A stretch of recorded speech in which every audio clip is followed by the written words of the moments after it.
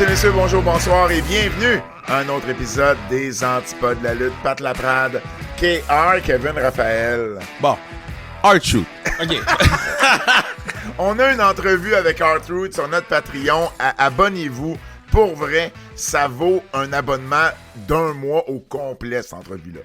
OK, cette entrevue-là, là, OK, sur Patreon, tu peux mettre combien vaut une entrevue. Si, mettons, tu peux mettre un audio, puis tu peux mettre un prix à l'audio. Ah, pour vrai? Je savais pas. Ouais, on peut faire ça. Puis, vu que nos tiers, c'est pas des tiers à 500$, 600$, 700$, ça vaut plus la peine que tu t'abonnes un mois au complet, tout le contenu, que je te fasse payer 5$ pour une entrevue, puis, tu sais, c'est cave, là.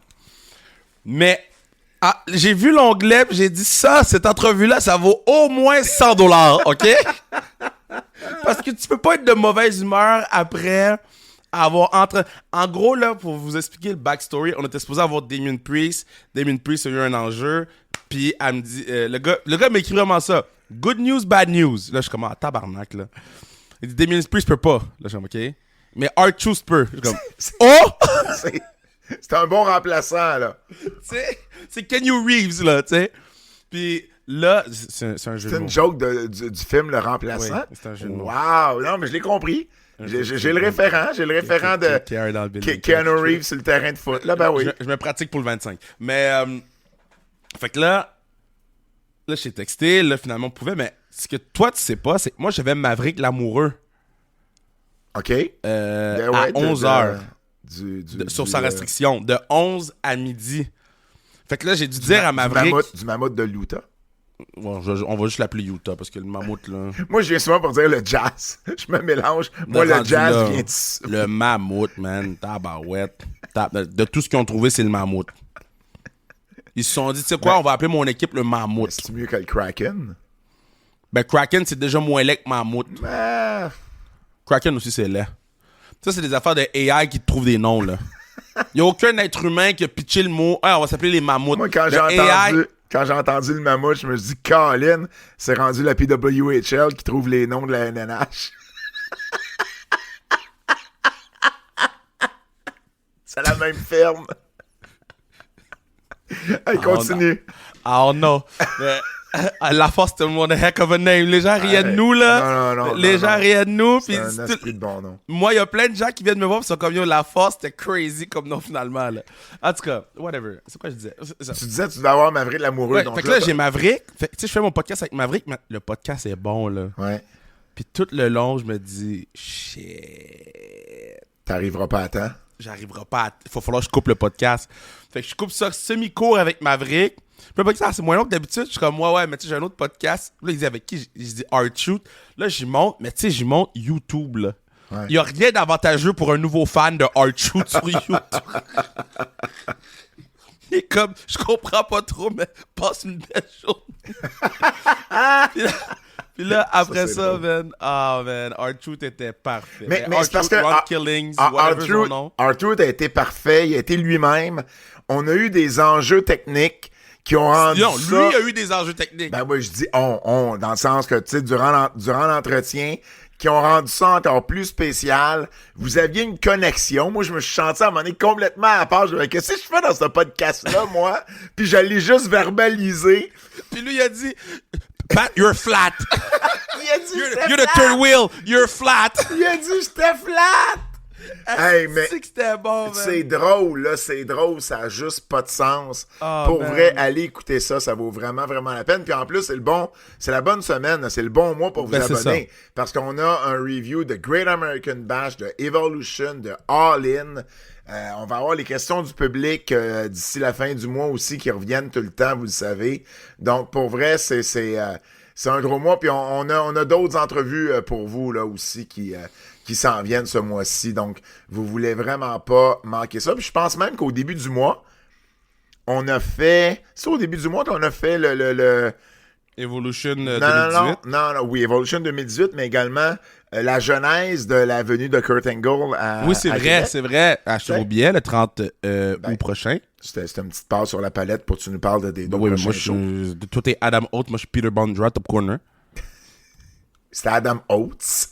Mais Adam Oates. Si ça te tente pas d'y mettre un S à la fin, c'est correct. C'est correct, Patterson, mais... Adam Oates. Oh oui. C'était Adam Oates, mais c'est pas grave. Mais, ma dog. Adam Oates, c'était ma guy. Parle-moi du 30 août. Puis parle-moi du show en fin de semaine. Le 30 août, ça va être nice. On va se concentrer sur en fin de semaine. Le 30 août, Kurt, KR, gros party, Impérial. Achetez vos billets, billetterieimpérial.ca. Ça va être fucking sick. Tu sais, ça n'aura pas le choix d'être dans mes rivalités de l'année dans l'Auto Québec. Juste à cause de comment ça s'est fait. C'est pas mon problème. Je te dis pas, il n'y a pas de problème. Je te dis juste, j'aurais pas le choix de le mettre. Ça veut pas dire que ça va gagner ou que ça va avoir des votes, mais j'aurais pas le choix de le mettre sur la liste. Mais on est dans le building. Kurt Angle. Que si ça remporte rivalité de l'année, il y a un petit problème en même temps. Non, il n'y a pas de problème, c'est qu'on est juste très bon dans ce qu'on fait. Après ça, 19 juillet, dans 2 jours. 19 juillet. Samedi. Donc, dans 2 jours. En fait, samedi, on va dire, c'est dépendamment quand le podcast sort. Donc, samedi, 19 juillet, on a tout un show pour vous. Pour les filles, on a préparé la liste pour aller au Renault Dépôt parce qu'on va voir le premier street fight de l'histoire de Sans Restriction, le premier match à stipulation de l'histoire de Sans Restriction, Casey Diamond face à Danny Léo. On a un podcast avec Danny Léo qui va sortir sous peu sur Sans Restriction. Elle a été formidable. Puis j'ai été surpris par elle. En anglais? En anglais. Ouais, plus à l'aise en anglais. Ouais. Puis on c'est fait correct. Anglais-français. Non, mais on comprend le français, mais c'est correct. Ouais. Puis, tu sais, j'ai aimé sa psychologie. D'ailleurs, on a parlé de Femme Fatale, naturellement. Ouais. Bon, j'ai mis le take que vous allez le revenir, mais c'est pas grave. T'es le seul à dire ça. C'est ma colise. En passant, Lufisto a fait un street fight à son dernier show. Oui, quelqu'un nous a écrit. Ouais. Quelqu'un nous a écrit. Ouais.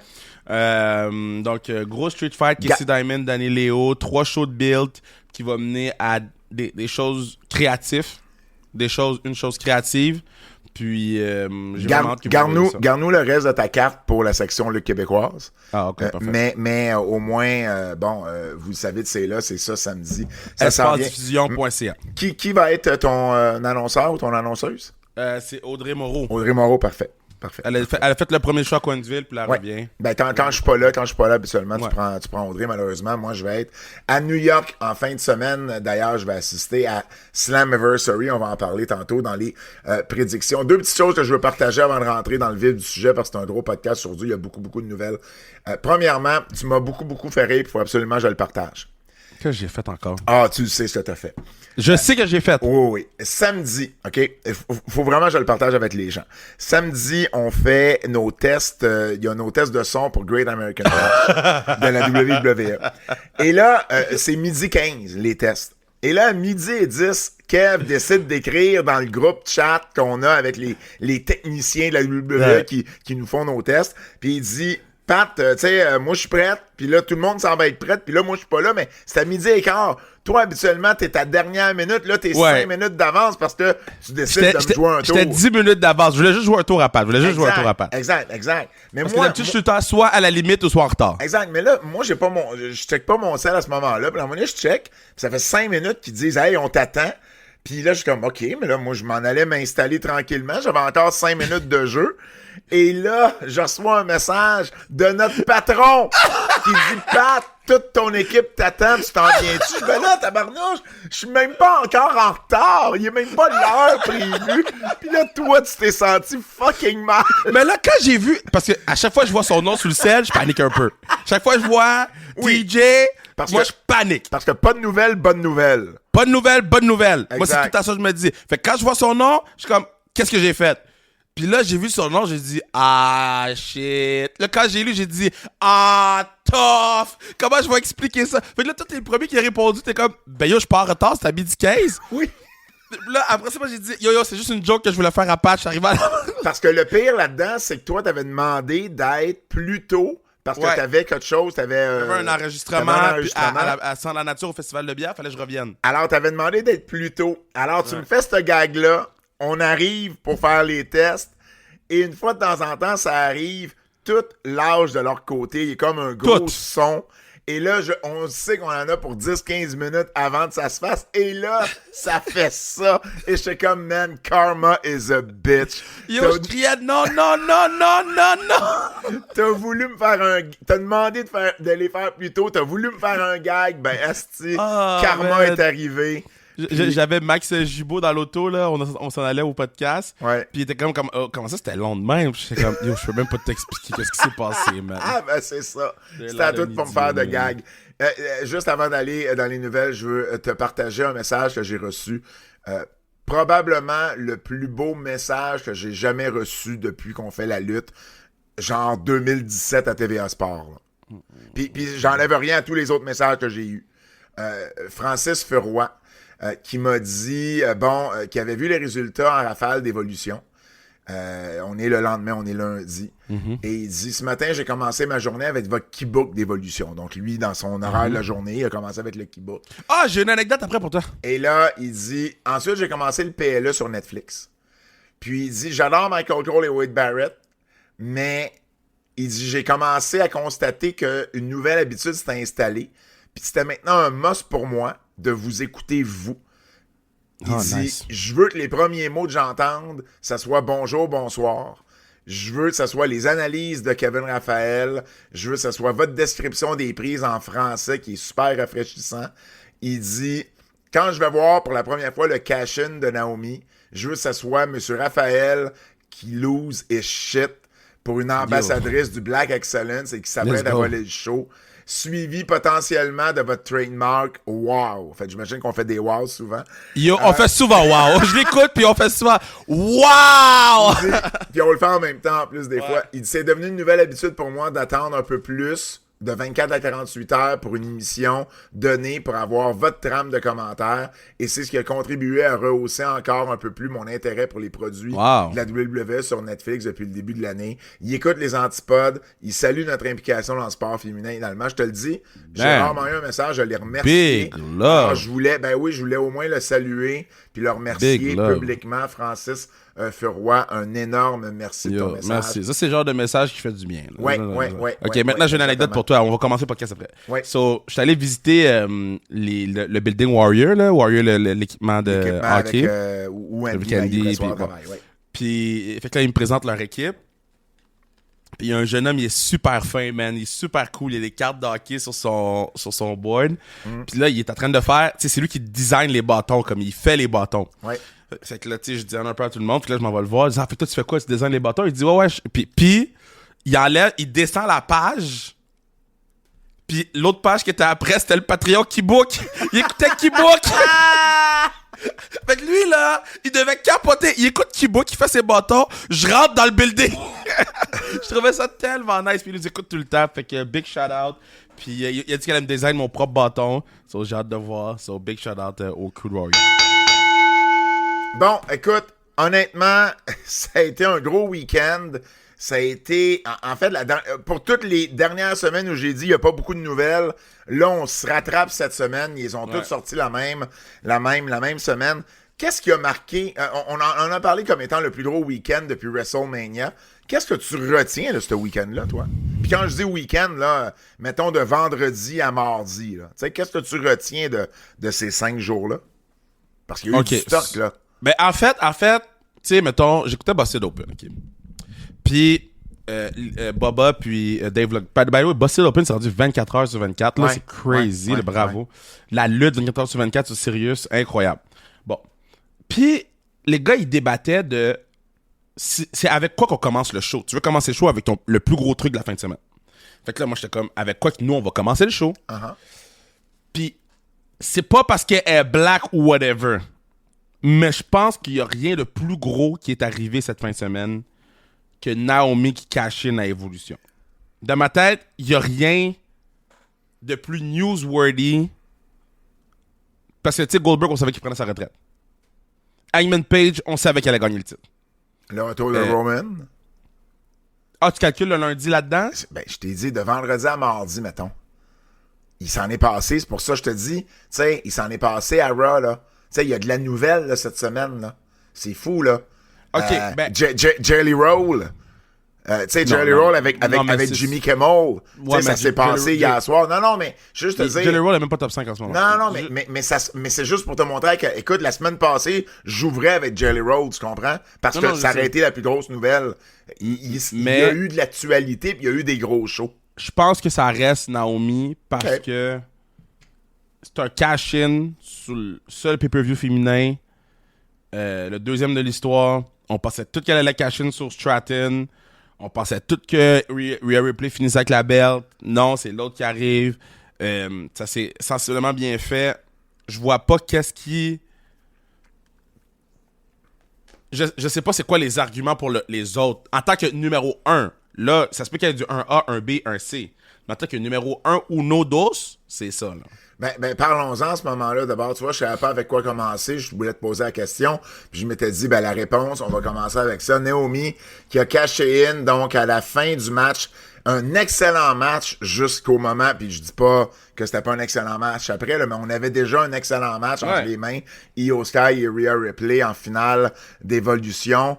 Et puis Naomi qui est arrivée et qui a caché in. Et ce que j'ai adoré, c'est que évidemment, parce que là, ça devient un triple menace et sans disqualification, tout de suite utilise la valise pour éliminer Rhea Ripley et fait son split legged moonsault sur Io Sky pour la victoire et cash-in. J'ai adoré également sa promo à Raw le lendemain. Pour vrai, ça m'a pris du temps avant d'embarquer dans le bandwagon de Naomi, mais là, en fin de semaine, j'ai vu quelque chose que j'avais peut-être pas vu depuis son heel turn. Puis je sais, toi, tu le vois déjà depuis un bout. Là, moi, vraiment, en fin de semaine, j'ai vraiment aimé ce que j'ai vu. Yo, man, je peux même pas exprimer à quel point j'étais content pour elle. Est-ce que vous vous rappelez, elle était quoi, Naomi? Naomi, là, c'était une funkadactyl. Au début, ouais. Est-ce que vous comprenez le growth de passer d'une funkadactyl à 2 fois championne du monde? Puis de la façon qu'elle l'a fait. J'ai toujours dit, par contre, quand on a changé de l'époque diva pour, tu sais, vraiment, là, lutte féminine, j'ai toujours dit que Naomi, c'était une de celles, justement, des divas qui était pour le mieux se débrouiller. Parce que tu voyais qu'elle avait des qualités athlétiques.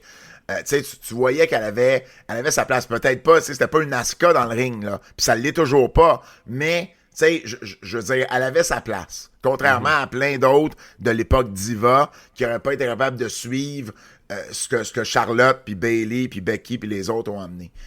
Fait que oui, absolument, mais à part de loin, là, 100%. À part de loin, ouais. Man. Puis l'autre chose, j'ai eu une pensée pour Jimmy. Parce que Jimmy, lui, va dans les soupers de famille, là. Roman a eu la belt.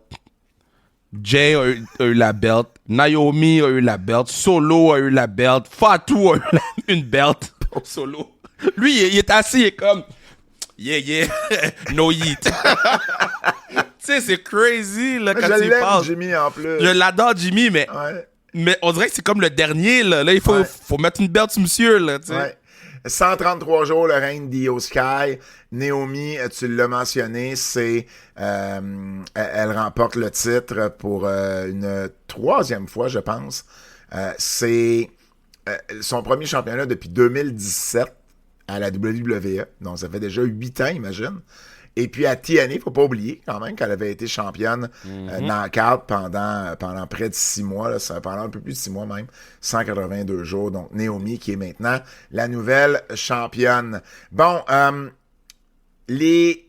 a eu 4 shows d'importance en fin de semaine.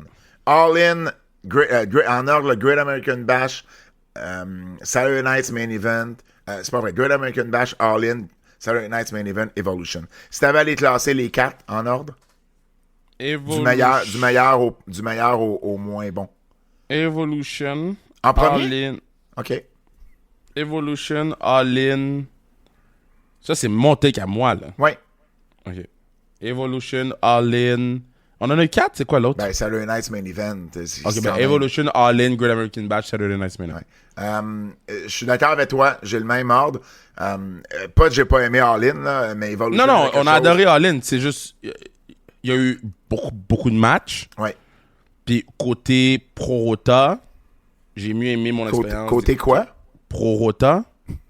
Le Pro-Rota de temps investi et de match. C'est pas le bon mot. Le Pro-Rota. C'est le Pro-Rota? Non.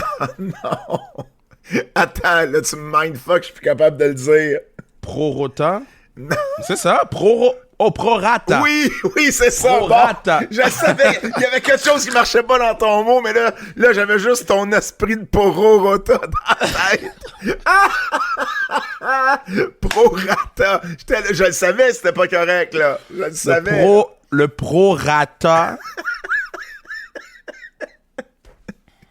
OK, j'ai le même ordre. Cage match. Cage match, voici les cotes de cage match sur le show complet. Donc, on va commencer avec le quatrième, Saturday Night's Main Event, 3.64 sur 10. C'est correct, là. C'est pas le même genre de show que les trois autres. Great American Bash, 7.87. Evolution, 8.78. Puis All In, 9.11. C'est quand même trois gros shows, là. Quand le troisième est pas loin du 8, là, c'est fort. Là. Les fans de lutte ont caca sur eux en fin de semaine. Là. Top 5 matchs du week-end. Tout show confondu. Top 5 matchs du week-end. Hey man, non, là, on peut pas faire des affaires de même, là. Faut que je me rappelle de tout. Ok, mais je vais te partager Cage Match, puis dis-moi, toi, après ça, ton top. Mon numéro 1 à y penser, c'est... Oh, là, les gens vont être disrespectful. Okay? Les gens vont dire, Kev, c'est un WWE loyaliste, OK? Mais fuck vous. Parce que Becky, Lyra puis Bayley, qu'est-ce qu'ils ont fait? C'est le meilleur match de la fin de semaine. Pour moi, c'est mon meilleur match du week-end. Après ça... Ah, non, c'est pas vrai. Parce que tu vas dire les Bucks, puis... Ouais, c'est ça. Mais moi, j'ai trouvé il y avait plus de psychologie dans ce match-là que celui des Bucks. Celui des Bucks, je le mets deuxième. Ospreay, les Bucks, c'est premier, puis Lynch, Bayley, Valkyria, deuxième. Yo, man, j'ai gratté une piqûre d'abeille, là, je sais. C'est de la merde. Fait que moi, maintenant, j'irai avec les Bucks, puis le match des Bucks 2. Ouais. 3, j'irai avec Rhea Ripley et Io Sky. Je sais que j'ai mis 4 sur le podcast, mais c'est 5, là. Ouais. 4, j'irai avec Mercedes Moné. Puis Tony Storm. Tony Storm. Puis 5, si tu Paige Moxley ou Okada Omega. 5, j'irai avec Paige contre Moxley. OK. Je te donne... moi, en ordre, là, c'est les Bucks, Swerve Ospreay, c'est Lynch, Bayley, Valkyria, c'est Ripley, Sky, Naomi, c'est Paige Moxley, puis Storm Monet. Par contre, je vais te donner je vais te donner le top 8, parce que j'ai mis ces 8-là, de Cage Match. Valkyria Bayley de Raw, 8.43. Ah, j'avais oublié Raw. C'était bon ce match-là aussi. On a eu un gros match.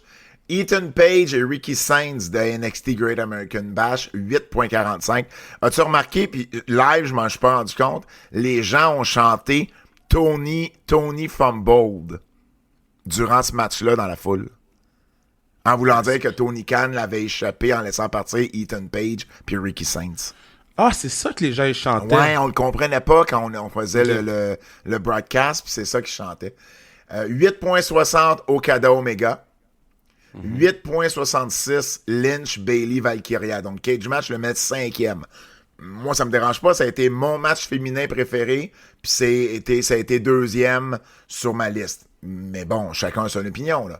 On n'est pas loin, là. 8.66. 8.84, c'est Storm et Mercedes Monet. 8.87, Swerve Ospreay contre les Bucks. 9.37, Ripley, Sky et Naomi. Puis 9.62, Page puis Moxley. Ça demeure 8 matchs de qualité. L'ordre rendu là est secondaire. Tu sais, c'est personnel, c'est selon nos goûts. Il n'y a pas de bonne ou de mauvaise réponse. Ça, c'est nos choix à nous. Ça, c'est les choix de Cage Match. Mais certainement, c'est 8 matchs de qualité. Je vous le dis, ça a été un gros week-end. Donc, ça a été très, très, très intéressant. Bon, du côté de All In, c'est All In qui a eu la plus grosse foule. 29 000, près de 29 000 personnes du côté d'All In. C'est, selon Tony Khan, un des plus gros qu'il va avoir fait, si c'est pas le plus gros pay-per-view qu'il va avoir fait. On en parle beaucoup en même temps, le WrestleMania d'AEW.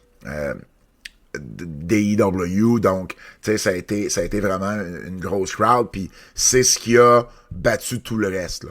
Je pense que, tu sais, même la WWE, si tu combines les shows, fait même pas l'assistance qu'Arlene a fait au Texas pour ce show-là. C'est correct, là. Je veux dire, c'était un gros show d'Arlene. Ça, il n'y avait pas de doute là-dessus. Mais quand même, Saturday Night's Main Event, je pense qu'ils ont sell out ou pas trop loin, là, autour de 12 000. Evolution, je pense, a fait 6-7 000 dans ce coin-là. C'était 8.5. 8.5, bon. Ils s'en sont vraiment bien sortis parce qu'il y avait 4 la semaine du show. Ouais. Ça a l'air qu'il y a quand même eu beaucoup de billets donnés là, à la toute fin, mais quand même... Arlene aussi, il a peut-être eu plein de billets donnés. Ah, ben ça, il doit en avoir. C'est pour ça, c'est comme... Ben Arlene, je lis le breakdown, c'est 26 153 payants, puis 2005 gratuits. Donc... c'est quand même, ça a été un gros week-end. Ça, il n'y a pas de doute là-dessus. Il y a eu plusieurs changements de titre. Je vous les donne un peu en rafale, puis on pourra les commenter si tu veux, Kev. Évidemment, si vous voulez tous les détails de ce qu'on a pensé de ce show-là, sur le Patreon, on a fait 1h30 sur Arlene, on en a un sur Evolution, on en a un sur Great American Bash. Edmund Page, qui est le nouveau champion, donc... pour la première fois depuis mai 2022, Adam Page qui redevient champion. Il a battu John Moxley dans un Texas Death Rules match en finale de All In. Un match quand même très, très, très violent.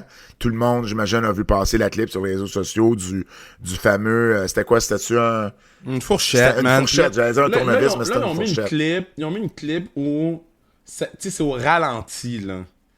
Close-up sur la fourchette puis la tête de Moxley puis c'est écrit « Oh, it's real » puis tu vois le sang gicler. Qui a mis ça? AEW ou un fan? AEW. Ça, c'est un peu plus ordinaire, par contre. Asti, c'est ordinaire, man. Ouais. Ça, je suis d'accord. C'est trop... En pay-per-view, ça me va. Sur les réseaux sociaux, t'es pas obligé d'être aussi graphique. Mais attends, je vais t'envoyer la clip, là, tu vas chier dans tes peines si on met ça. Moi, là, je serais un advertiser, j'enlèverais tout. Mais ça, c'est le danger. C'est le danger, tu sais, d'avoir ce genre de spot-là. Puis c'est correct, le spot existe, il est là, il a été fait sur pay-per-view. Roule pas avec à ce point-là. Tu vois, ils l'ont enlevé. Ah, ben oui, ben c'est ça. Bande de cave. Oh non, il est là. Ah, bon. Attends, je vais avoir ta réaction live, OK? OK. Tu me l'envoies par texto? Je te l'envoie par Instagram. OK. Je l'ai ici. Ah, excusez, je t'ai pas le bon vidéo, c'est celle-là. Ah, attends, excusez pour le son. Tu me le renvoies dessus ou? Ouais, il est parti. C'est écrit Warning. OK. C'est pas... Non. Non, mais tu comprends qu'est-ce que je veux dire? J'ai vu 3 secondes, puis c'est correct. Mais ça se peut pas. J'ai pas besoin de voir ça. C'est Sexy Eddie qui boit son sang de son bras. Tu comprends? J'ai pas besoin de voir ça. Je comprends pas pourquoi ils nous mettent ça. Puis tu sais, moi, je suis AEW, fait que ça a apparu sur mon feed. Puis à la limite, mettez noir et blanc, faites quelque chose. Là, c'est en pleine... Je veux dire, c'est correct, là. J'ai rien contre... je l'ai dit sur le Patreon. Ce match-là, aussi violent qu'il a pu être, ça a peut-être été un de mes matchs préférés. Vous savez, c'est pas ma tasse de thé. Mais ce match-là, je l'ai aimé. Mais ça, c'est pas nécessaire. Puis c'est le spot que j'ai pas aimé dans le show. Ça m'écoeure, La planche de clou m'a pas dérangé du tout. Y a rien d'autre qui m'a dérangé. Même la fin avec... lorsque Moxley panique parce qu'il se sent étouffé. C'est correct. Il a vendu, puis j'ai aucun malaise avec ça. Ça, par contre, c'est ça un peu trop. Dustin Rhodes est devenu le champion TNT, donc dans le fond, puis on va en reparler dans quelques instants, mais Adam Cole qui a laissé le titre vacant, il fallait se revirer sur un dissent. Ça, par contre, Tony Khan a fait une bonne décision. Il a fait le mieux qu'il pouvait faire dans les circonstances. Il a fait un four-way et c'est Dustin Rhodes qui a gagné la ceinture contre Daniel Garcia, Sammy Guevara et Carl Fletcher. Un moment quand même émotif. Ses neveux sont venus dans le ring après. Les fils de sa sœur, Ross et Marshall Von Erich, également sont venus le féliciter. Et là, on a Dustin Treebelt à... Je sais plus quel âge il a, Dustin? 56? Il est vieux. C'est ça, 56?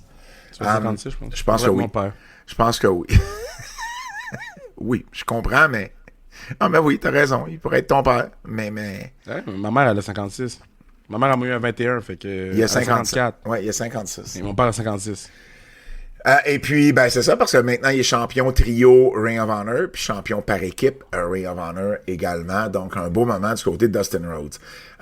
Par ailleurs, Dustin Rhodes, on a confirmé qu'il avait signé pour 6 ans avec la compagnie. Donc, il a commencé, dans le fond, son contrat l'an passé. On avait su l'an passé, en décembre, qu'il avait signé pour plusieurs années. Ça a été confirmé, c'est pour 6 ans. Donc, il s'en va nulle part. Il a commencé, lui, en 1988. Il avait seulement 22 ans, Dustin Rhodes, quand il a commencé. Et évidemment, fils de Dusty, on le sait, le premier de la famille à aller dans le monde de la lutte, le premier fils à Dusty à aller dans le monde de la lutte, et puis, il est encore là. Et ce qui est assez incroyable, c'est que s'il finit son contrat, donc, son contrat devrait se finir en 2030, il va avoir lutté dans 6 décennies différentes. Il a commencé en 88, fait les années 80, 90, 2000, 2010, 2020, 2030. Ça, c'est quand même fou, là. Lutter dans 6 décennies différentes, là, ça, c'est assez intense. Puis, son rêve, c'est d'être champion du monde. Il veut encore essayer d'avoir un titre mondial. Il n'y en a jamais eu. Le titre TNT n'est pas un titre mondial. Vraiment, le titre, tu sais... je pense qu'à la limite, il prendrait le titre NWA là, si c'était une option. Mais je pense qu'il veut vraiment avoir un titre mondial. Maintenant, est-ce que ça va arriver, c'est autre chose. Mais c'est quand même une carrière peut-être sous-estimée, celle de Dustin. Et puis, une très belle carrière. On a également Okada, donc Kazuchika Okada, qui a gagné le match contre Kenny Omega. Donc, c'était un champion contre champion, champion continental contre champion international. Et là, c'est un titre qui est maintenant unifié. Mais là, c'est unifié. On appelle ça le champion unifié AEW. Je suis pas trop sûr de savoir qu'est-ce qu'on veut dire par là. Parce que champion unifié de quoi? Il y a d'autres titres là, à AEW là, qui roulent encore. Puis, ce que Tony Khan a dit, c'est qu'il pouvait maintenant choisir n'importe lequel des 3 championnats. Il a dit en entrevue, il pouvait choisir n'importe lequel des 3 championnats, puis il peut les défendre quand il veut. Mais en même temps, il n'y a pas de ceinture pour le 3e. À Dynamite cette semaine, il y avait juste 2 ceintures. Et où la 3e? Fait je comprends pas trop ce qui se passe à ce niveau-là. Mais c'est ça. C'est spécial, là. Mais je sais pas trop. Je sais pas trop. Je sais pas quoi penser, en fait. On appelle ça un championnat unifié. Déjà là, c'est bizarre. Parce que on dit pas de qu'est-ce qui est unifié là-dedans. On a parlé de 3 ceintures. Il y en a juste 2. Fait en tout cas, c'est un peu bizarre, là. C'est pas la première fois que ça arrive avec AEW, là. Mais voilà, Omega a été champion pendant 125 jours. Dans le fond, c'est quand même fou, Kev, parce que Tony a dit en conférence de presse, il va pouvoir défendre n'importe quelle des 3 ceintures. Et là, il arrive à Dynamite, il y a juste 2 ceintures. Okada. Mais, mettons... Fait que je comprends plus, c'est un titre unifié, mais les 2 ceintures sont encore là. Il était censé en avoir 3. Il est où, ce 3e championnat-là? Ouais, non, j'ai pas encore vu... t'as pas vu Dynamite? J'ai pas encore vu Dynamite. Non, ok, mais Don Callis est arrivé avec ses 2 ceintures. Ouais. Mais il est censé en avoir 3. Le champion unifié, il est où là-dedans? Ben, au début, Tony avait dit que ça allait être une belt. Puis après ça, ils ont dit c'est 3 belts. Là, il est rendu à 2 belts. Fait on arrête? Ouais, ok. Non, mais c'est vrai. Tu sais, je le sais. Il y a rien à suivre. Non, je comprends. Mina Shirakawa, nouvelle championne télé de Ring of Honor. Donc, dans le fond, championne intérim plutôt, devrais-je dire. Elle a battu Miyu Yamashita dans un match quadruple menace qui avait pour remplacer, dans le fond, le championnat de Red Velvet qui demeure championne, mais qui est blessée, mais qui devrait revenir dans pas si longtemps, mais qu'on a décidé de faire un titre intérimaire en attendant. Il y a également le Wyatt Six qui sont devenus champions par équipe, Dexter Lumis et Joe Gacy, qui ont battu Montez Ford et Angelo Dawkins du Street Profits vendredi dernier à SmackDown. Donc, les Street Profits étaient champions depuis 207 jours. J'imagine, et là, j'irai même pas là. Pas besoin d'aller là. Non, pas besoin d'aller là. J'allais juste dire, parce que moi, j'y crois pas à cette théorie-là. Fait que c'est pour ça que je voulais pas l'amener. C'est parce que OK, la théorie que quelqu'un qui est blessé puis qui est pas blessé pour vrai? Non. Non, par rapport au championnat du Wyatt Six, que dans le fond, en quelques semaines, le New Day puis les Street Profits ont tous les deux perdu leur ceinture. C'est juste ça. C'est parce que ça va amener. C'est parce que dès que c'est arrivé, je me suis dit, hey boy, qu'il y a des détracteurs. Il y a des détracteurs. Moi, je l'ai dit avec mon personnage dans le show en joke. Non, mais il y a des détracteurs qui vont se servir de ça pour avancer des trucs qui sont pas vrais. Je dis que Naomi est championne. Non, mais je te dis pas toi. Oui, dans ce sens-là. Tu sais, quelqu'un de. Je suis comme, tu sais, ça va aller. Bon, il y a pas eu beaucoup de blessés, mais il y a quand même eu des blessés. Je veux terminer avec celui qui va nous intéresser le plus. Je veux passer les deux autres rapidement. Liliane Garcia a fait Great American Bash, n'a pas fait Evolution parce qu'elle avait des problèmes respiratoires, une infection respiratoire en fait. Et puis, elle n'aurait pas été capable de faire Evolution. C'est Alicia Taylor qui l'a remplacée. C'est pour ça qu'elle n'était pas là. Adam Cole, ça semble sérieux. Adam Cole a même jonglé à annoncer carrément sa retraite en All-In. Puis finalement... parce que les commotions commencent à s'accumuler un peu. Exact. Et après d'avoir parlé à son entourage, on lui a conseillé de pas aller là tout de suite, mais l'émotion était aussi forte que s'il avait annoncé sa retraite. Roderick Strong, Kyle O'Reilly qui sont venus lui faire un hug dans le ring. On a vu Daniel Garcia lorsqu'il est rentré pour son match. Même Matt Menard a été lui serrer la main également. On a vu une vague sur les réseaux sociaux aussi de lutteurs qui ont connu Adam Cole, dont Britt Baker, dont Kevin Owens, envoyer un message. Ça sonne, tu sais, il a peut-être pas dit le mot retraite, mais en même temps, visiblement, on le reverra pas rapidement. Et puis, tout ce qu'on peut souhaiter, c'est qu'il aille mieux. Là. Lutte, pas lutte. Je veux dire, le but rendu là, c'est que tu sois capable de vivre d'une bonne façon, là, juste de vivre normalement. Là. Ben, c'est que ça s'accumule beaucoup. Puis, j'étais un peu inquiet pour... Puis, on devrait tous être inquiets pour la santé mentale de chacun d'entre nous. Mais on dirait que celle de Adam Cole, en ce moment, je suis comme, ouf. C'est parce que ça doit pas être évident non plus, tu sais. Je veux dire, tu l'as vu, là, il y avait pas d'autres blessures physiques, là, c'est vraiment les commotions. Puis, tu sais, quand ça commence à s'accumuler, c'est jamais bon signe. Puis, dans un sport comme la lutte professionnelle, tu sais, c'est pas le meilleur sport pour ne pas avoir de contact à la tête. Donc, ça, puis les blessures au cou, c'est les pires blessures qu'on peut avoir pour raccourcir une carrière. Bon, maintenant, parlons Seth Rollins. Parce que moi, je t'ai posé la question. Quand on a fini, je pense, qu'on a fait un de nos podcasts du week-end. C'était après Saturday Night's Main Event. J'avais pas vu Saturday Night's Main Event encore. Et je t'ai dit, Kev, t'es sûr que c'est pas un work? Je dit, non. Tu sais, ils ont tous été au finish. Mais mettons, ils nous l'ont présenté comme si c'était pas un work. Exact. Moi, quand j'ai fini par voir Saturday Night's Main Event, j'ai eu un doute. Puis je suis très honnête, puis je dis pas ça parce que là, maintenant, ça sort de plus en plus comme quoi c'est un work. J'ai eu un doute parce que moi, je me rappelais que, c'est-tu à SmackDown ou à Raw la semaine passée, on a parlé aux commentaires, Seth Rollins avait déjà commencé à vendre son genou. Puis là, moi, ça me gossait. Parce que il y avait ça, puis là, il se blesse au genou, mais on dirait que j'ai comme pas acheté le move.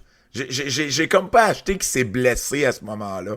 Il aurait pas vendu de cette façon. Je sais pas. Il y a quelque chose qui me gossait dans la façon qu'il a vendu son genou.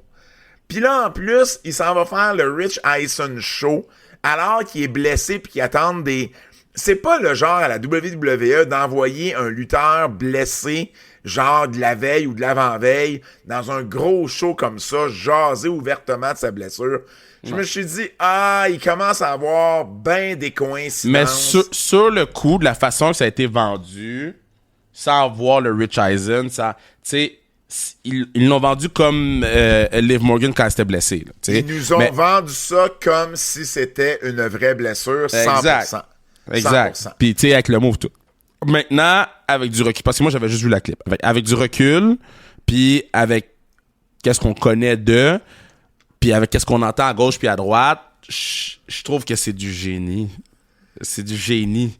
Parce que là, tout le monde pense qu'il est blessé, parce que Paul Heyman a la valise avec lui. Tout le temps. Fait que, à un moment donné, il va revenir de sa blessure, Paul Heyman va dire on cash in, la toune va partir, trou noir fini. Le but, c'est ça. Le but, c'est qu'ils reviennent à un moment où on s'en entend pas, parce que là, on nous dit que ça pourrait être long. Fait que là, il va revenir plus tôt. Mais là, ce que ça crée, puis même si ça a coulé, parce que là, bon, à partir du moment où Brian Alvarez, Dave Meltzer puis John Pollock disent que c'est un work, c'est un work. Tu comprends? Je veux dire, c'est trois des personnes, puis vous pouvez avoir l'opinion que vous voulez sur Meltzer. C'est trois personnes. Ces trois personnes-là disent que c'est un work. Pollock, on dit que c'est un work. Hein? Pollock a dit que c'est un work. C'est ça que j'ai dit. Pollock, j'avais pas compris ton premier nom. Pollock, alvarez puis Meltzer ont dit que c'est un work. Moi, du moment que Pollock me dit que c'est un work, c'est un work. Ben, écoute... Il y en a que tu suis plus que d'autres ou que tu te fies plus que d'autres, puis la façon... Mais ces trois-là qui disent que c'est un work, c'est un work. Tu comprends? Bon, mais rendu là, c'est pas grave parce que on a cette attente-là. On se dit, hey, ça va-tu être à soir? Ça va-tu être à soir? Ça va-tu être à soir? Fait qu'on va avoir, là, ça va-tu être à soir souvent? Puis s'ils sont intelligents, ils vont juste attendre assez longtemps pour qu'on finisse par l'oublier, mais sans que ça fasse non plus 8 mois, tu comprends? Ouais. Ben, c'est ça. Et là, c'est de trouver le bon timing, mais pour vrai, oui, c'est du génie parce qu'on joue avec la réalité. C'est toujours le suspense of disbelief. Là, ben là, es-tu vraiment blessé? Es-tu pas blessé? Donc, voilà, mais bon, selon toute vraisemblance, Seth Rollins n'est pas blessé. Donc, mais on le joue. Puis c'est juste, je l'aurais peut-être pas envoyé au Rich Eisen. Moi, c'est juste ça. Mais je pense que c'est parce qu'il était déjà prévu pour faire 2 shows avec Rich Eisen. Ouais, il l'avait déjà dit, mais c'est juste... Mais c'est correct. Moi, je pense que tout ça était déjà planifié depuis un bout, dans le sens où Raw était à Birmingham, en Alabama. Ouais, c'est fou. Birmingham, c'est là qu'ils vont faire leur opération au genou. C'est pas une coïncidence. Il n'y a pas de coïncidence dans la vie. Le Rich Eisen était déjà booké. Fait clairement, ils ont regardé ça, ils ont dit, Astic, ça, là, c'est le moment idéal pour faire cet angle-là, parce que tout rentre pour que ça soit crédible. Tu me suis? Donc, je pense que c'est... Je pense que... Peut-être que je leur donne trop de crédit, mais je pense que c'est ça. On a eu plusieurs retours et plusieurs débuts. Donc, Roman Reigns, qui est revenu pour la première fois depuis WrestleMania 41, il est venu vider le ring de Braun Breaker puis de Bronson Reed dans la finale, après la finale de Raw. Et puis, il a aidé Jey Uso à se relever. Il a pas aidé CM Punk. Mais là, clairement, on est en train de travailler. C'est quoi, on s'en va Survivor Series, la gang à Roman contre la gang à Solo? C'est tout ça? Ben non, pas la gang à Solo. La gang, il a attaqué la gang à 7. Mais ils sont pas assez. Ben, Paul Heyman va trouver du monde, là, des mercenaires. OK. Puis ben, Roman va trouver du monde. Parce qu'ils sont pas 5 ni d'un bord ni de l'autre. Peut-être que c'est pas ça le match à Survivor Series. Ben non, mais c'est pour ça que j'ai pensé à la gang à Solo. Mais c'est peut-être pas ça, là. Mais c'est juste que... Mais je pense pas que Roman va retourner contre Solo. Je pense que c'est plus... Ouais, je sais pas. OK. Non, mais en tout cas... Il est de retour, puis il est de retour pour les prochains Raw, là, pour les prochaines semaines. Peut-être que Paul Heyman engagerait la gang à Solo. Peut-être aussi. Parce que, je veux dire, le cash-in de Seth ne fit pas avec le War Games de toute façon, là. Ouais. Ou en tout cas, il ne fit pas dans... Je veux dire, il pourrait aussi bien cacher à War Games, c'est pas ça que je veux dire, mais il ne fit pas dans un 5 contre 5 à War Games. Tu sais, tu le fais pas revenir pour ce match-là, tu le fais revenir pour cacher in. On a un nouveau surnom pour Roman Reigns, le OTC One, donc le Tribal Chief One. C'est ce qu'il y avait sur son... Roman, il vend du T-shirt, hein? Ben oui.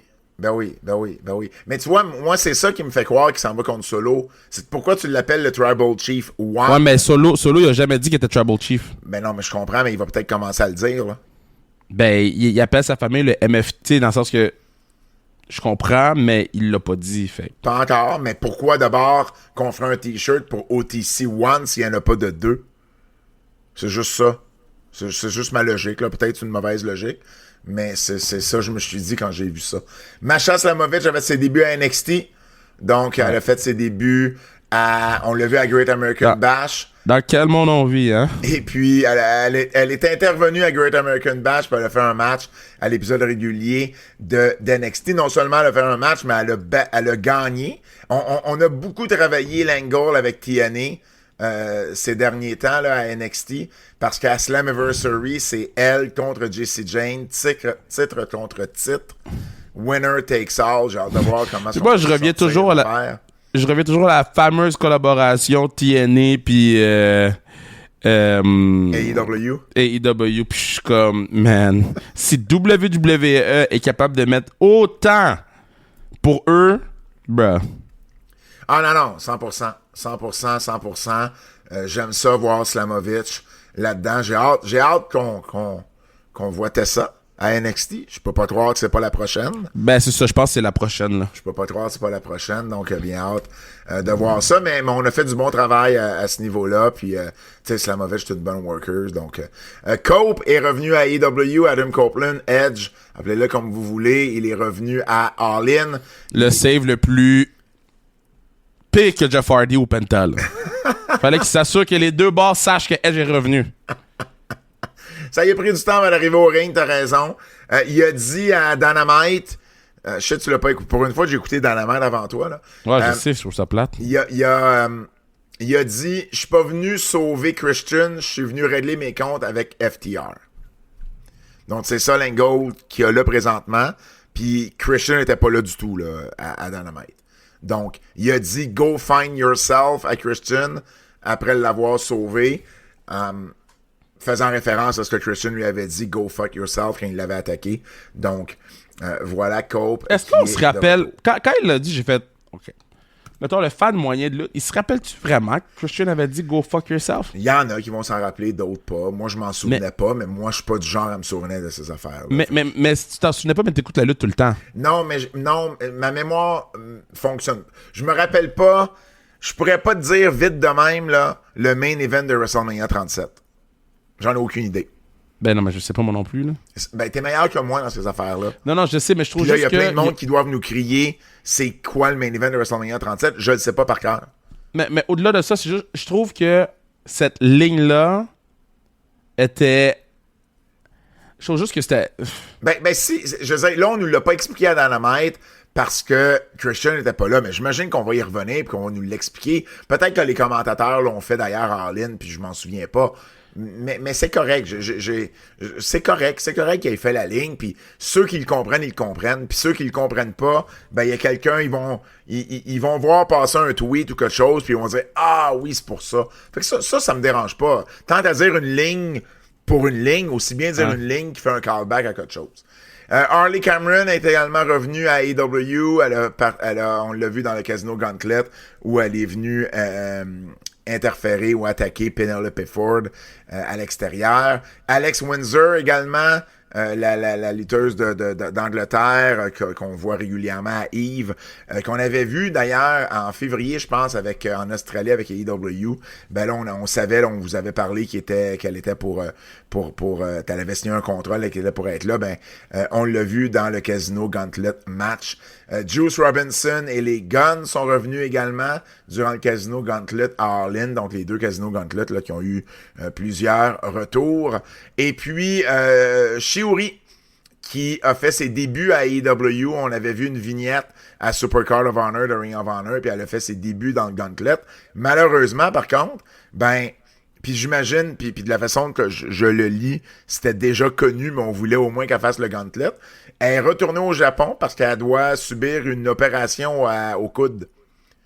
Puis... OK, fait qu'elle était blessée pour vrai, c'était pas un angle, là. Ben écoute, encore là, moi, à partir du moment de Seth Rollins, c'est un angle. Tu sais, à ce stade-ci, je te dirais c'est pas un angle, mais ce qu'elle a dit, elle, sur Instagram, c'est « J'ai une opération ce mois-ci pour mon coude. » qui me fait mal depuis longtemps, je suis reparti au Japon. Fait que moi, je pense que la logique, c'est Tout le monde savait qu'elle avait cette opération-là. Ils ont dit, t'es capable de lutter? Oui, OK, ben viens faire au moins le casino Gauntlet, on va t'introduire, va te faire opérer, puis tu reviendras. Puis j'imagine qu'à ce moment-là, tu sais, on prévoit pas qu'elle soit partie pour longtemps. Sinon, tu la fais pas revenir pour plus la revoir pendant 4 mois, tu comprends? Mais là, est-ce que c'est un angle? Là, écoute, je te dirais, je suis plus sûr de rien. Non, je pense pas que ça, c'est un angle. Là, on va faire la part des choses aussi. Là. Non, je comprends, pense pas que ça, c'est un angle. Mais quand elle est partie de Stardom, ça, je pensais qu'elle était partie pour un angle pour pouvoir être à AEW puis justifier le fait qu'elle était plus là. Ah, je comprends.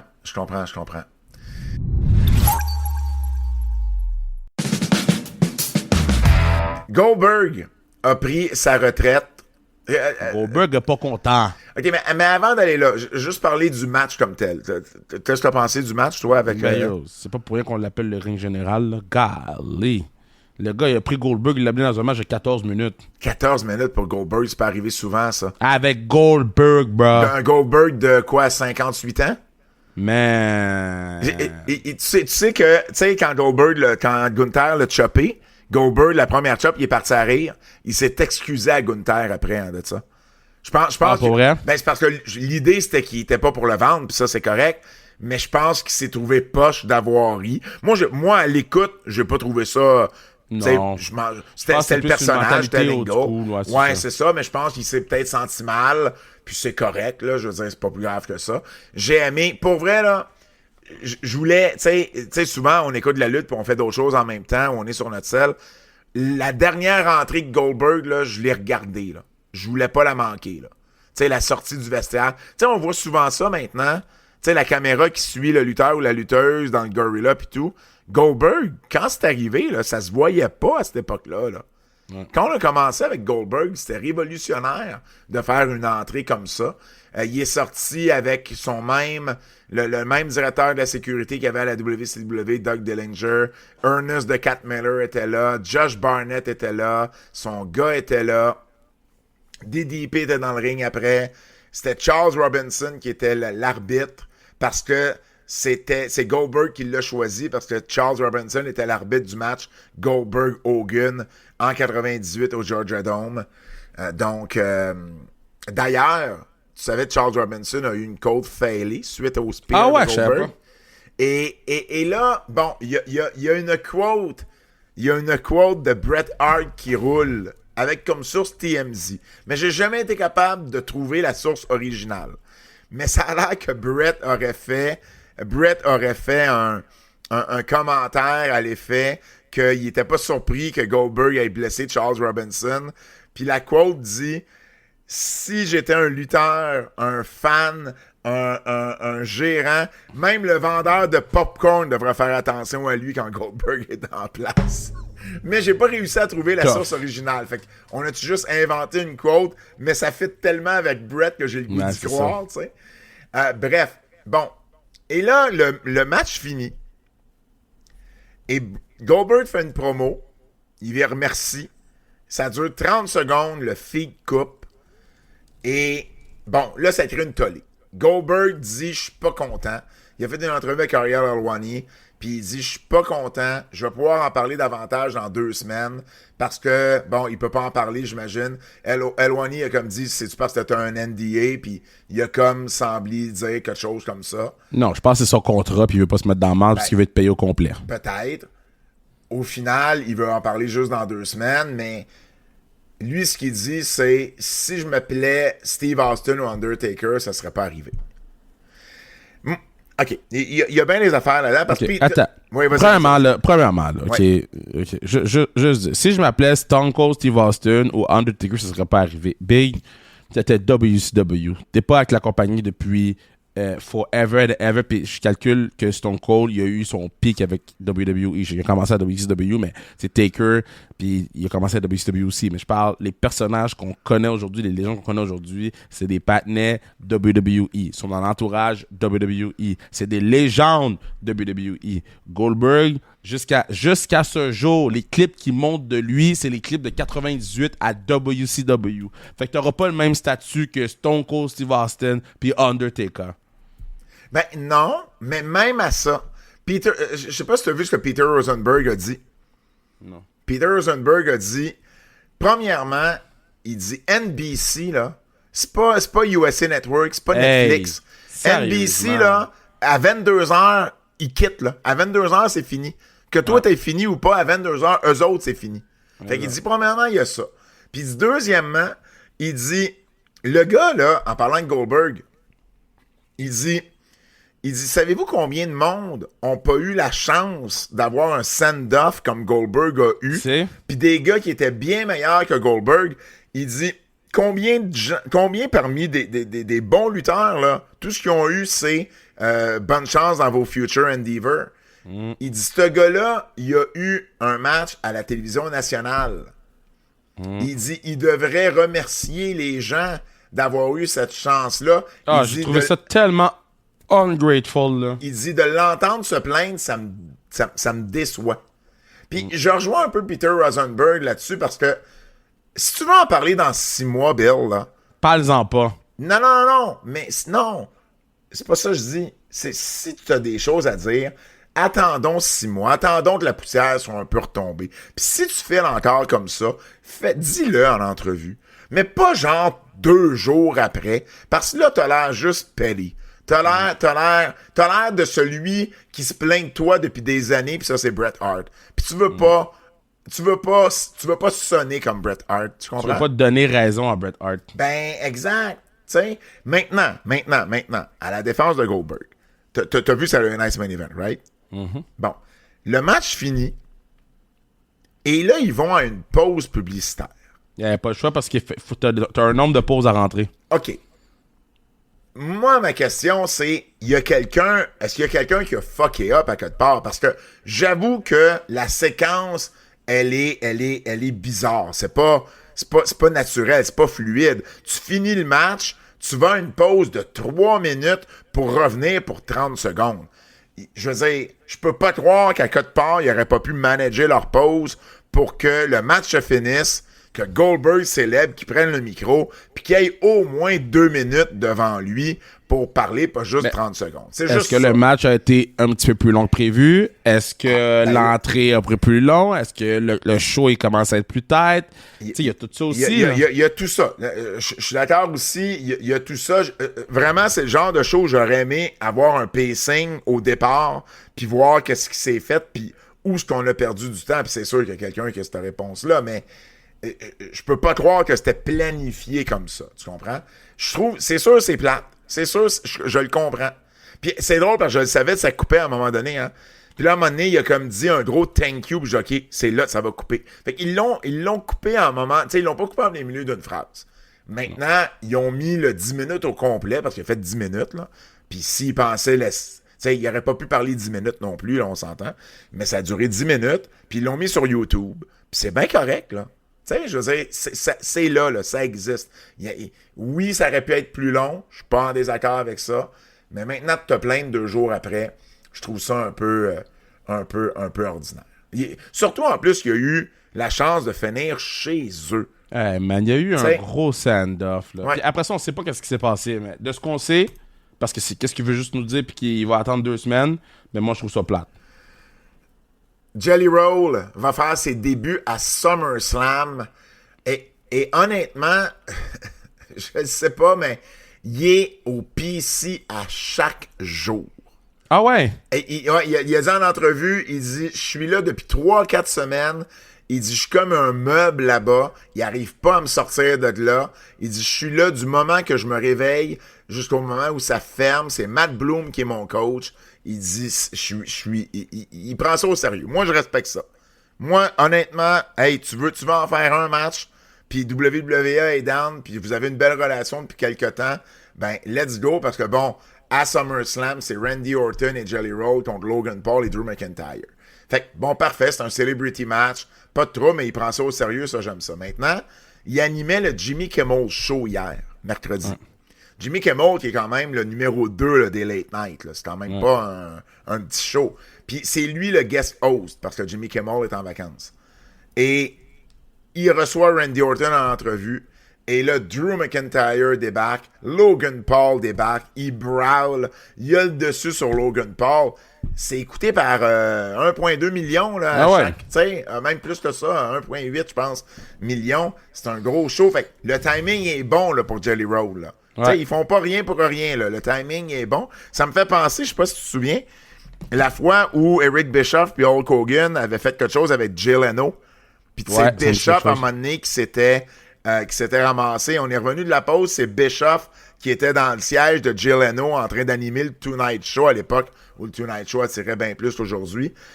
Fait que tu sais, j'aime l'idée. Tu sais, c'est sur ABC qu'ils font ça. C'est bien correct. J'aime comment est-ce qu'on build ça. Puis si ça peut créer plus d'intérêt, puis ça peut, tu sais, un peu comme Bad Bunny, un peu comme c'est qui l'autre qui a fait un match Bad Bunny, Logan Paul. Non, il y a un autre. Speed a fait un spot, là. Speed, mais c'est Travis Scott que j'avais en tête. Tu sais, Mais Travis Scott n'a pas fait un match? Non, il n'a pas fait un match, mais il a fait un spot. Il a fait un spot. Ça amène des yeux d'un following qui ne suit pas nécessairement la lutte. C'est à ça que ça sert, mais au moins, il prend ça au sérieux. J'ai hâte de voir le résultat. Dernière nouvelle que je veux te parler, Kev. Je veux faire un petit follow-up sur All In. Puis là, bon, je sais que tu n'as peut-être pas vu Dynamite, mais je veux quand même juste te briefer sur quelques affaires. Okada était dans le ring avec ses 2 ceintures. Swerve est arrivé. Donc, Swerve, tu sais, le match, là, Swerve Ospreay, il gagne le match, donc ils peuvent continuer à avoir un match pour le championnat mondial, right? C'était ça la stipulation. Puis les Bucks, ils étaient plus pour être EVP. On a joué énormément sur les Bucks qui sont plus EVP. Ça, j'ai vu la clip. Ouais, ils sont arrivés dans un char, il n'y avait pas leur limo, il n'y avait pas les pyros, il n'y avait pas l'horloge, il n'y avait rien. Fait qu'on a joué beaucoup là-dessus. Swerve s'en va avec Okada, puis Ospreay était même pas dans la mètre. Lui a eu le injury angle, là. Écoute, on n'a pas.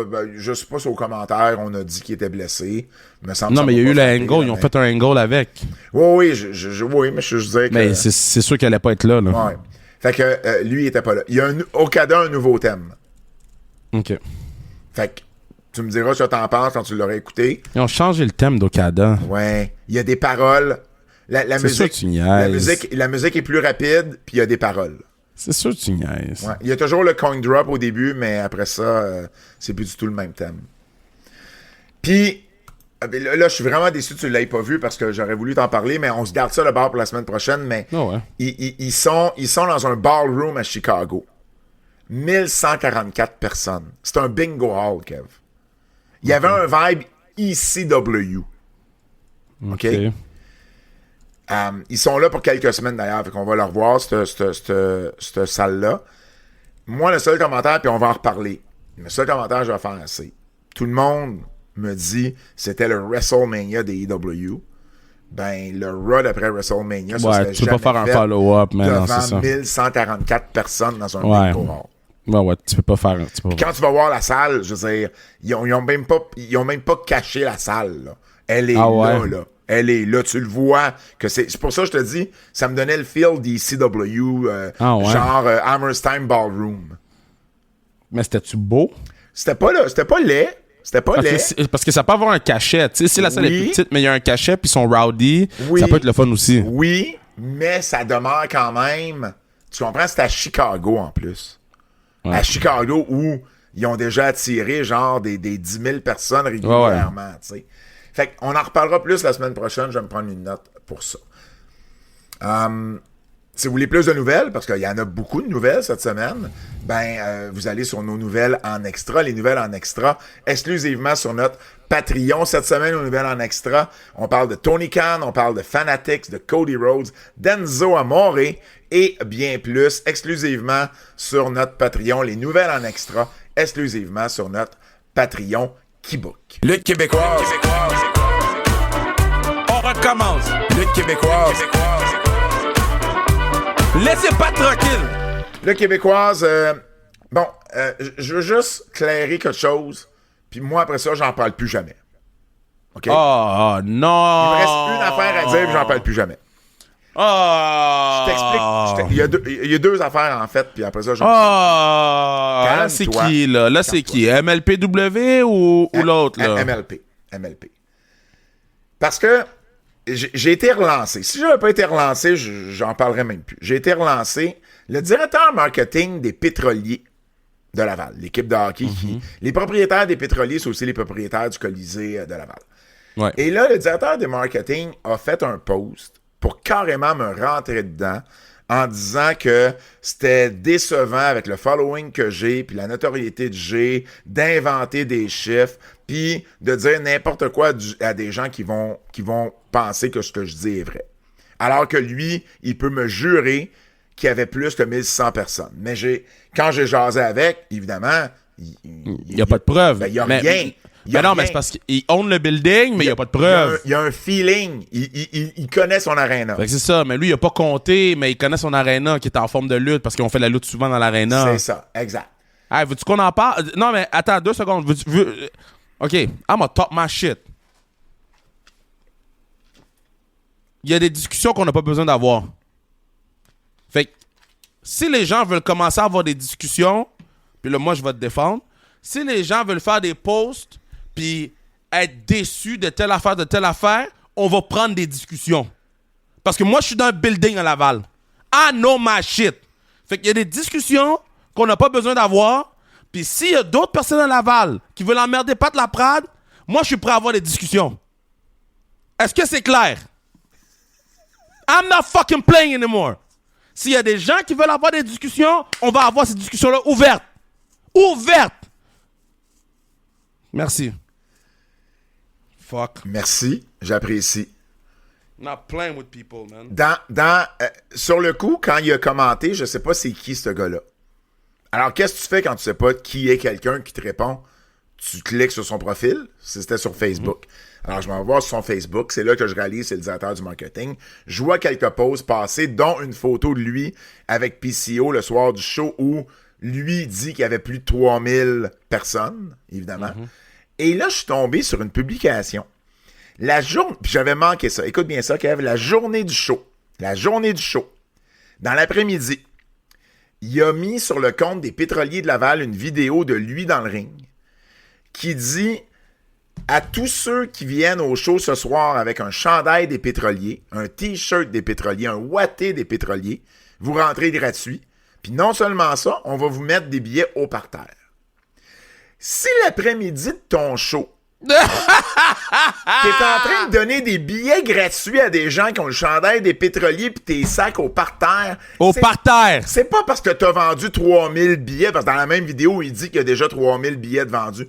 Non. Tu fais ça quand tu paniques puis t'essaies de remplir ta salle à la dernière minute. Hey, voyons, vous me prenez pour qui, là? Un débutant? Je suis pas né de cette nuit, là. Je suis pas né de la dernière pluie, là. Hey. Comme laissez ça tranquille. Hey. Les gens essayent de se défendre. Laissez ça tranquille. On n'en parle plus. C'est fini. Soyez contents avec votre 1600. On est bon. On est content. Arrêtons. Et je pensais que c'était pour être mon seul commentaire, Kev, mais ce matin, PCO, puis ça me dérange pas de le caller out, PCO a fait un post, puis il parle de sa chute de l'échelle. Ouais, j'ai vu. Et dans le post, il dit la chose suivante. 5 juillet, Colisée de Laval, 4000 fans going wild. Là, c'est rendu 4000. Fait que j'ai fait un post, moi aussi. Puis j'ai juste marqué, je tiens à m'excuser pour tout le monde, je me suis trompé dans mon compte.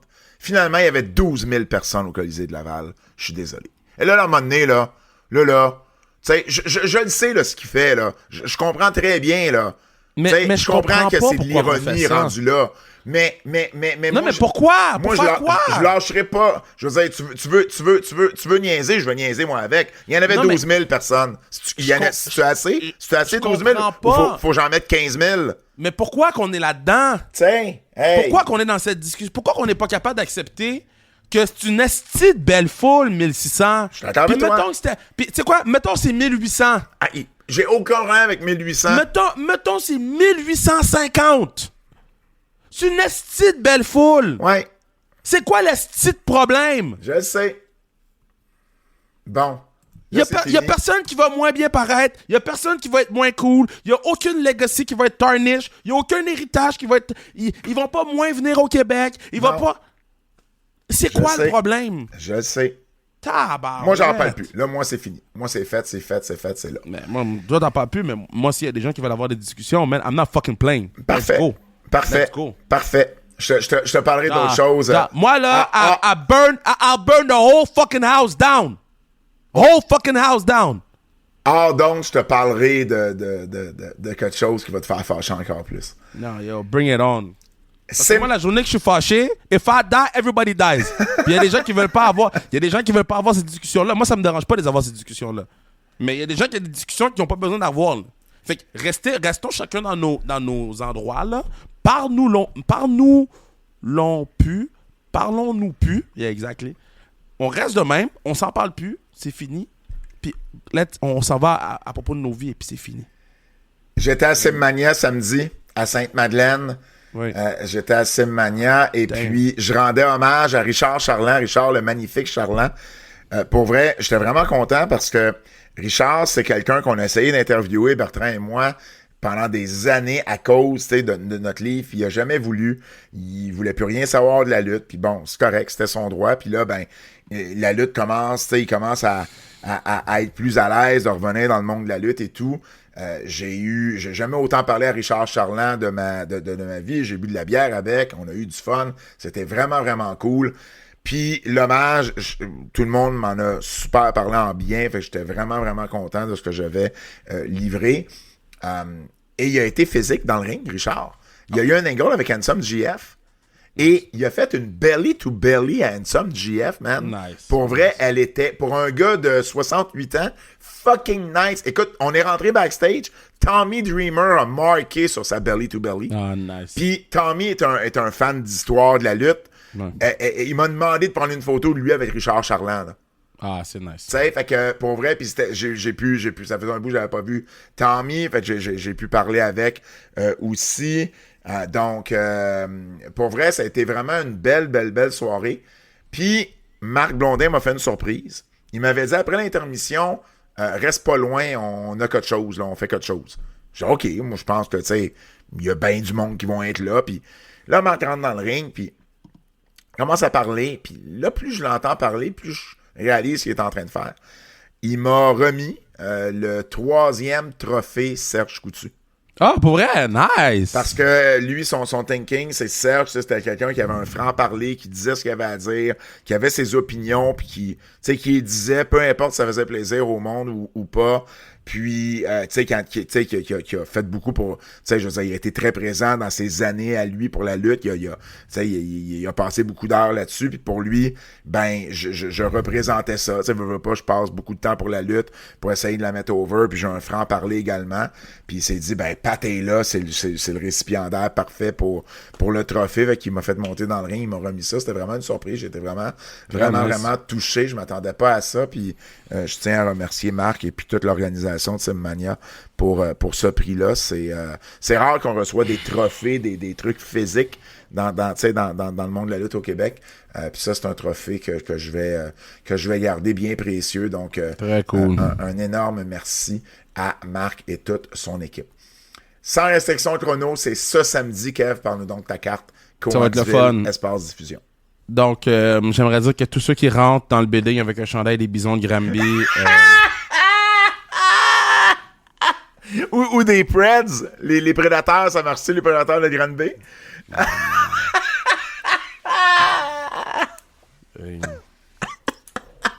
Mais non, mais là...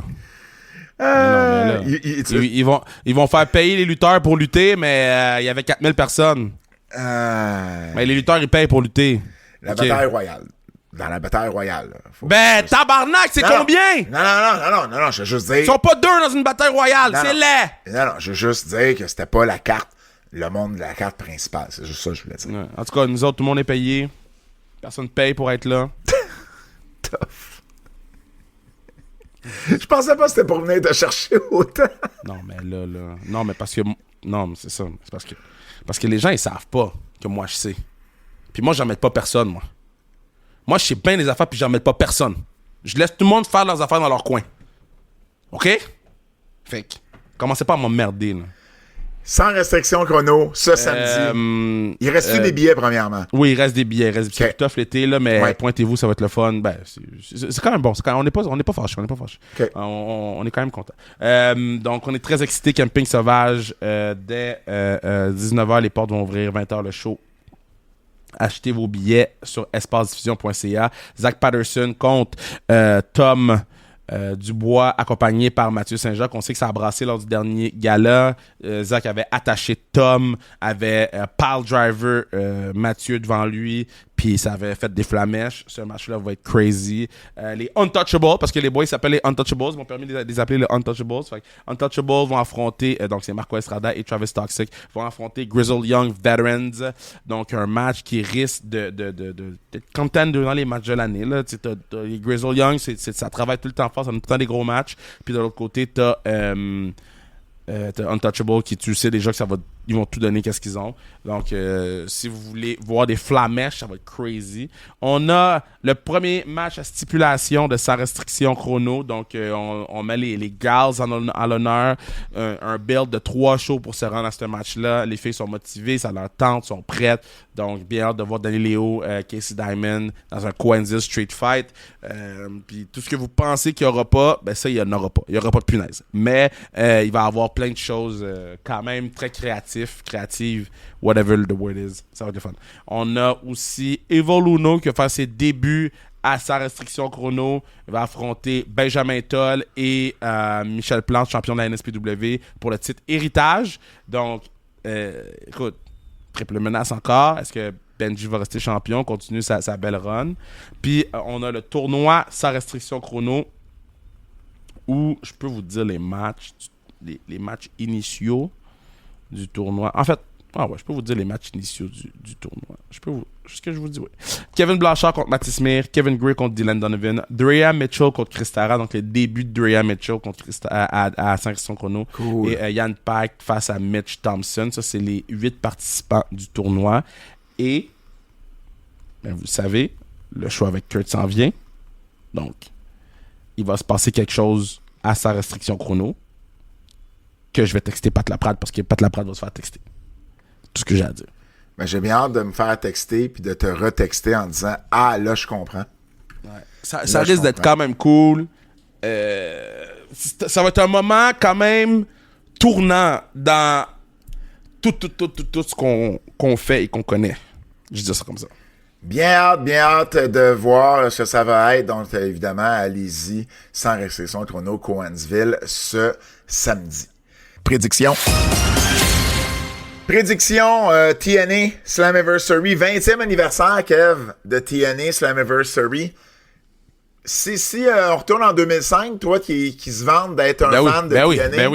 Ben oui, je l'ai écouté. Te rappelles-tu un peu de la carte? On va la passer, OK? On va la passer. Si t'es capable de me dire un des deux, ça va peut-être m'aider, mais me rappeler d'une carte de 2005, c'est tough. Là. On va passer la carte, OK? X-Division 6-Way, Shark Boy avait battu Amazing Red, Delirious, Elix Skipper. 100% je me rappelle. Gerald Clark. J'ai aucun souvenir de ce gars-là. Et Zach Gowen. Shocker avait battu Alex Shelley. Je me rappelle même pas c'est qui Shocker. Shocker, attends une minute, moi non plus. Je suis plus sûr de savoir c'est qui Shocker. C'était qui Shocker? Un gars du Mexique. Ah oui, ça me dit quelque chose, Un gars du Mexique. Ensuite, on a Ron Killings qui avait battu The Outlaw. The Outlaw, c'était Billy Gunn. C'était Ron Killings qui avait battu Billy Gunn.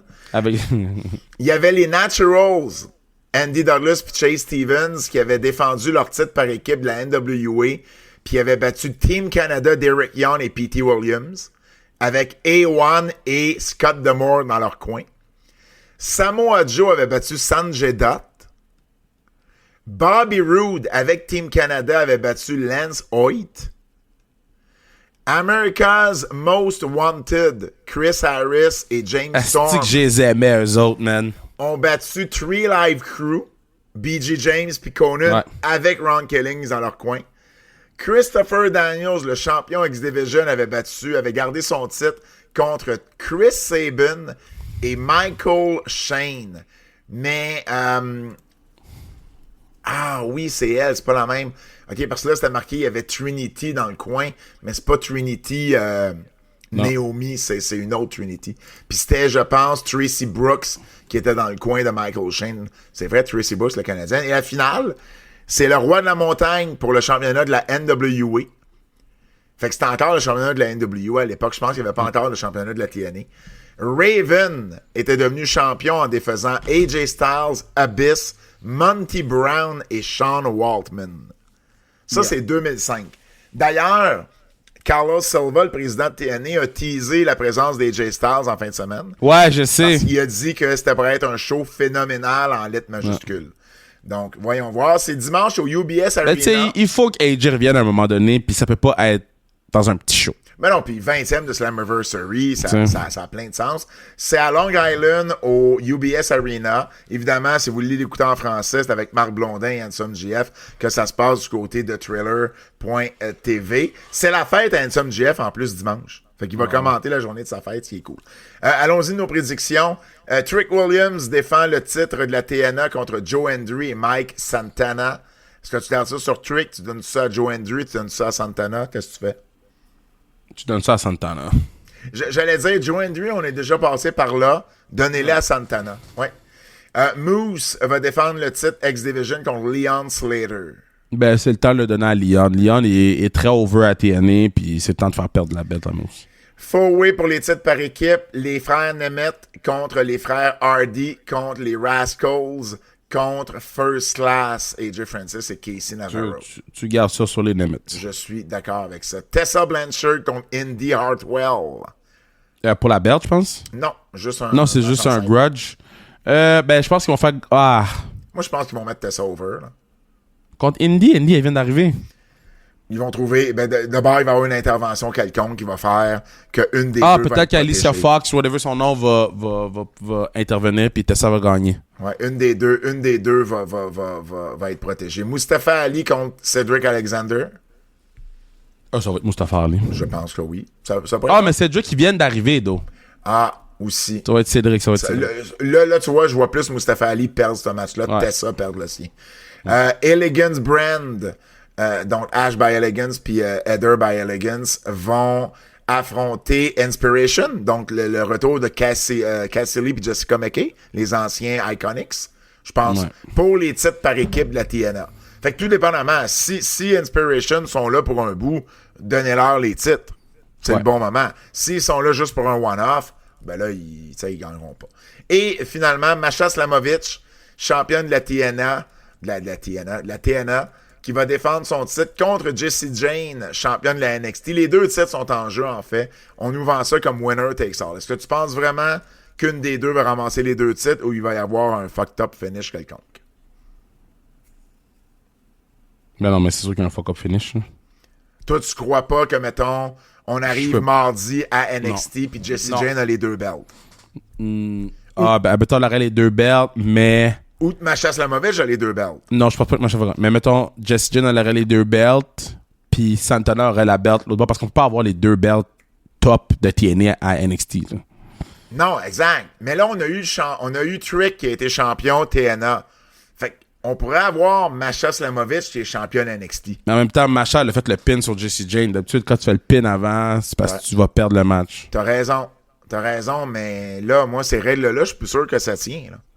Parce que techniquement, quand tu te blesses au genou puis tu finis le match tout de suite après, t'es vraiment blessé. Fait que moi, je remets tout en question maintenant. Moi, t'as des trust issues. Moi, je pense qu'il va vraiment avoir une des deux championnes. Je vais y aller avec Masha, mais ça pourrait être Jessie Jane aussi. Parce qu'il semble être fort sur Jessie Jane, puis elle fait un bon travail jusqu'à présent. Puis je trouve qu'elle s'est améliorée depuis qu'elle est championne. Fait que je serais pas surpris non plus que ce soit Jessie Jane. Moi, je pense qu'on va passer les deux belts. En tout cas, ça reste à voir de ce côté-là. Bien hâte de voir ça. Je vais être présent, je vais être sur place à Long Island en fin de semaine à Slammiversary. Donc, bien hâte de pouvoir vous en reparler.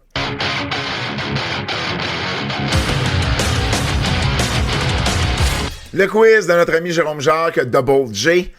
Avec la blessure à Seth Rollins, bon, évidemment, à ce moment-là, il savait pas si c'était un work, mais je vais quand même passer, peut-être que ça se fait pareil. Qu'adviendra-t-il de la valise Money in the Bank? Elle sera remise, ouais, ok, la question fait moins de sens maintenant, c'est un work, désolé mon Dieu, on va faire les deux autres. Quel chant est le plus surutilisé? Ah, ça, j'aime ça. Entre You Deserve It ou This Is Awesome? Ah, This is awesome. Moi, des fois, j'ai le goût de crier This is very good. Tu comprends? Juste This is normal. aussi, tout à fait. Qui peut être considéré comme le lutteur le plus stiff et non sécuritaire entre Vader ou Goldberg?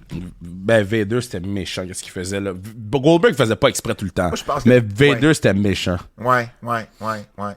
T'as raison là-dessus. Je pense que je prendrais Vader au lieu de Goldberg. Ça ou ça, yeah. C'est ça qui est ça, ou ben non, c'est ça. Ça ou ça, yeah. Choisis d'autres choses, ben choisis ça. Ça ou ça de notre ami Sébastien Théberge. T'es prêt? Mm-hmm. Ça ou ça. Le matin, lorsque ton cadran sonne ou après 8 heures de sommeil, un arbitre apparaît aux côtés de toi et commence un décompte jusqu'à 10 à haute voix. Et si tu te lèves pas avant le 10, des feux d'artifice pètent partout autour de toi. C'est quand même drôle, là. Ou chaque fois que tu lèves tes mains plus haut de tes épaules, OK? Ouais. Quand tu les redescends, il y a un spot de flamme puis au pied comme Kane de Saint-Pierre. Je pourrais pas, je me lève tout le temps les bras. Juste en faisant de Netflix, je me lève les bras. Je vais prendre les feux d'artifice parce que moi, quand c'est le temps de se lever, je me lève tout de suite. Ah, ouais. Ben, j'ai rarement un cadran, mais si j'ai un cadran, puis le cadran sonne, c'est genre, j'ouvre les yeux, puis je tourne mon corps, je me lève. Hey, moi, des fois, là, faut que je me mette 3-4 snooze. Je vais mettre, mettons, mon cadran à 7, 7,5, 7,40, 7,50, puis 8. Si, mettons, je vais me lever à 8. Ah, moi, dès que ça sonne, là, je te dis, j'ouvre les yeux, je tourne mon corps, je me lève. Le délai, il est 20 secondes. Wow. Ben, 20 secondes, c'est beaucoup, 20. L'arbitre aurait le temps de compter jusqu'à 10. Ben, mettons même pas de... mettons 10 secondes. Mettons 10 c'est fait secondes. avoir, hein? Mais c'est pas long, c'est pas long. Ça ou ça. Tu dois mettre les bobettes de Mark Henry qu'il a porté la veille sur ta tête comme un masque chaque fois que tu travailles. Ça fait partie de ton contrat, genre. Ou bien... Arc! Ou bien, chaque fois que tu veux manger, c'est Otis qui te nourrit de ses mains. Oh, oh! Mais non, mais je vais prendre... Oh, les mains d'Otis. Ou les bobettes de Mark Henry sur ma tête, man. Ah non, mais je travaille moins souvent que je mange. Fait que je vais prendre les bobettes. Hey, à chaque fois que tu veux manger, c'est Otis qui te nourrit de ses mains. Wow! À chaque fois que tu fais Netflix, on te voit sur le Zoom avec les bobettes de Mark Henry. Je m'en fous, ça fait partie de mon contrat, j'ai pas le choix. On travaille 3 fois semaine, je mange 3 fois par jour. Le calcul est simple. Ouais, mais c'est parce que moi, je travaille pas 3 fois semaine. C'est ça l'affaire. Je me vois pas... Je pense que ce qu'ils veulent dire, c'est sur Netflix, là. Ah, ok, ben là, je vais prendre les bobettes. Ça, je m'en fous. Non, mettons, là, je peut-être pas ça qu'ils voulaient dire, mais j'extrapole à ça. Mettons, ça sent, là. Mais, man, too bad. T'espères avoir des bobettes propres. Ouais, parce que les mains d'Otis, là, je sais pas. Ben, c'est parce que, ouais, une fois peut-être, mais je veux dire, constamment. Non. C'est lui qui, tu sais, il te fait manger un hot dog, il te fait manger des céréales avec ses mains. Wesh. Je suis pas dédaigneux en plus, mais là, à un moment donné, trop, c'est comme pas assez. Ça ou ça. Tu perds ton job et ton nouveau travail, c'est... Il y a 2 choix. Fait que tu perds ton job et ton nouveau travail, c'est de devenir compteur de foule professionnel à Raw et SmackDown. Et tu peux pas te tromper de 30 en dessous ou 30 au-dessus. Sinon, faut que tu payes 1000$ par événement. Tough. Wow. Ou bien, tu perds ton job et ton nouveau travail, c'est 2 sessions de 1 heure par semaine. Des lutteurs testent leurs nouvelles manœuvres sur toi. Mais non, je vais compter les gens. Et ta paye assurée, c'est 3000 par semaine. Oh shit, ça c'est 150 000 par année. Pour tester les nouvelles manœuvres, c'est 2 heures par semaine. Ouais, mais des nouvelles manœuvres, ça veut pas dire que c'est safe, là. Mais c'est 2 heures par semaine. Puis casse le cou, tu fais quoi? Je sais pas. C'est ça. Mais sinon, faut que tu comptes toutes les Raw et toutes les SmackDown. Puis t'es pas payé. Ah, c'est ça, j'avais pas lu. Ah, t'es pas payé pour faire ça. Non, excuse, t'es payé. Mais si tu te trompes de 30 over-under, t'es pas payé. Puis quand t'es payé, c'est 1000$ par événement. Fait qu'il y a 100 Raw puis 100 SmackDown, là, 52, 104. Fait que fois 1000, 104 fois 1000, c'est 100 000. Fait que t'es payé à peu près 100 000 dans l'année. Mais quand tu te trompes, t'es pas payé. Bro, 30 pour vrai, sur des foules de 10 000, je veux dire, la marge de manœuvre est trop basse. Là. C'est impossible. Là. Ouais, je vais prendre les moves. Et le dernier, il y en a un quatrième cette semaine. Ça ou ça. Tout le monde parle juste espagnol ou japonais autour de toi maintenant. Tout le monde. Okay. Espagnol ou japonais. Ou bien, du moment que tu sors à l'extérieur, tout le monde fait du backyard wrestling. C'est la nouvelle loi. Puis attends, puis il va faire abandonner quelqu'un pour pouvoir aller à une autre adresse. Ouais, je suis pas sûr de ce qu'il veut dire avec sa dernière phrase. Des fois, il manque des mots d'un ça ou ça à Seb. Alors voilà, tout le monde parle juste espagnol ou japonais autour de toi maintenant. Ou bien, dès que tu sors à l'extérieur, tout le monde fait du backyard wrestling. C'est la nouvelle loi. Ben moi, je veux voir les gens se battre, là. Tu sors dehors, tout le monde fait du backyard. Ben oui, man, let's go. Fucking mayhem, là. C'est pire que la purge, là. Tout le monde fait du backyard. Genre ils font des Spanish Fly. Tout le monde saute de leur building, de leur garage. C'est quand même drôle. Moi, je le prendrais. Ça, c'est drôle. En autant que moi, j'ai pas en enfer de backyard, je suis à l'aise avec ça. Hey, c'est ce qui m'a fait un épisode chargé des antipodes. Ça va être un gros week-end. Oubliez pas de vous abonner sur notre Patreon Keybook pour plus de contenu. Et évidemment, l'entrevue que vous voulez pas manquer avec R-Truth. Là-dessus, on se dit à la semaine prochaine. C'est un rendez-vous.